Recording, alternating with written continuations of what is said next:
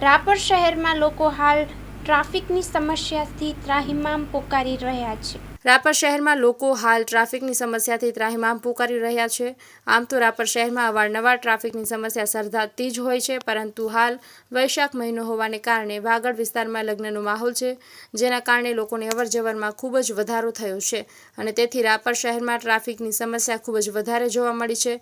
આજે મહારાષ્ટ્રના અર્ટિકા ગાડીના ડ્રાઈવરને ક્યાંય પણ જગ્યા ના મળી હોય તેવું લાગી રહ્યું છે, જેથી આ ભાઈ સેલારી નાકે આશરે 10 વાગ્યાથી રોડ પર ગાડી પાર્કિંગ કરેલ છે અને રાપર પોલીસ દ્વારા પણ આ ગાડીને લૂક મારેલા છે, પરંતુ 4 કલાકથી પણ વધારે સમય થયો પણ હજુ સુધી આ ગાડી લેવામાં આવી નથી, કોઈ પણ આવેલ નથી. તેમજ રાપરમાં સેલારી નાકે રોડ પર તેમજ બસ સ્ટેશન રોડ પર આવી ઘણી ગાડીઓ મન ફાવે તેમ પાર્કિંગ કરેલી હાલતમાં જોવા મળી રહી છે, જેથી રાપર ટ્રાફિક પોલીસની કામગીરી પર સવાલો ઉઠી રહ્યા છે.